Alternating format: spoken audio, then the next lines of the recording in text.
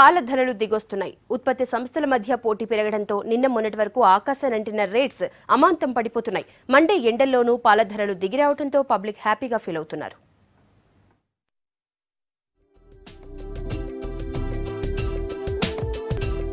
వేసవిలో పాల ధరలు పెరగాల్సింది పోయి తగ్గుతూ వస్తున్నాయి.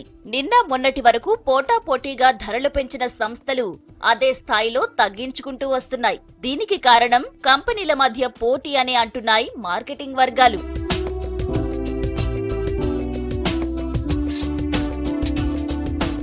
రీసెంట్ గా పాల సరఫరాలోకి అమూల్ కంపెనీ ఎంటర్ అయింది. ఇప్పటి వరకు Vijaya, Heritage, Mother Dairy, Tirumala, Jersey సంస్థలు ఒక్కొక్కటి ఒక్కో ధరకు పాలను విక్రయిస్తున్నాయి. మినిమం 40 రూపాయల నుంచి 44 మధ్యలో పాల ధరలు ఉన్నాయి. కానీ కొత్తగా వచ్చిన అమూల్ కంపెనీ మాత్రం 38 రూపాయలకే లీటర్ పాలు అమ్మడం స్టార్ట్ చేసింది. స్థానికంగా ఉన్న మరో పాల సంస్థతో ఒప్పందం చేసుకుని హైదరాబాద్ నుంచి అమ్మకాలు షురూ చేసింది.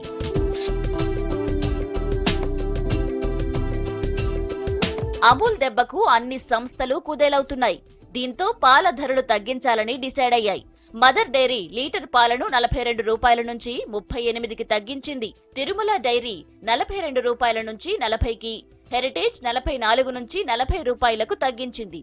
ఇదే రూట్ ని మరికొన్ని పాల సంస్థలు ఫాలో కావడానికి సిద్ధంగా ఉన్నాయి.